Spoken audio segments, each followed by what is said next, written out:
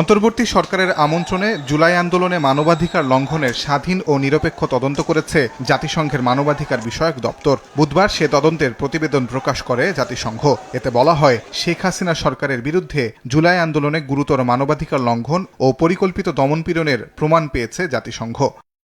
১ জুলাই থেকে ১৫ আগস্টের মধ্যে ১৪০০ জনেরও বেশি মানুষকে হত্যা এবং হাজারো মানুষ আহত হয়েছেন বলেও উল্লেখ করা হয় ফ্যাক্ট ফাইন্ডিং মিশনের প্রতিবেদনে। নিহতদের মধ্যে ১২ থেকে ১৩% শিশু বলেও উল্লেখ করা হয়েছে।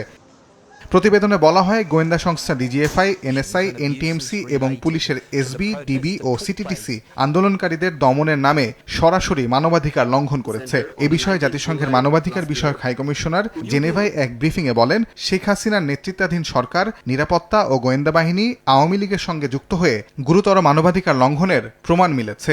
There are reasonable grounds to believe সাবেক সরকারের কর্মকর্তা, নিরাপত্তা ও গোয়েন্দা সংস্থা এবং সাবেক ক্ষমতাসীন দলের সঙ্গে জড়িত সহিংস ও অপরাধী গোষ্ঠীগুলো গুরুতরভাবে মানবাধিকার লঙ্ঘন করেছে।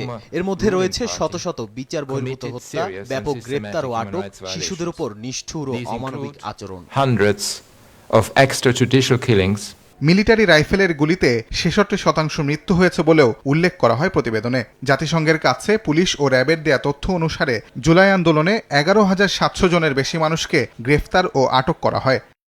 একই সঙ্গে ডিজিএফআই, এনএসআই এবং র্যাব গণমাধ্যমের উপর চাপ দেয় যাতে আন্দোলন এবং তাদের সহিংস দমনের বিষয়ে বস্তুনিষ্ঠ প্রতিবেদন তৈরি না করা হয়। পুলিশের সঙ্গে মিলে ডিজিএফআই ভুক্তভোগী, তাদের পরিবার এবং আইনজীবীদের মুখ বন্ধ রাখতে ভয় দেখাতে থাকে।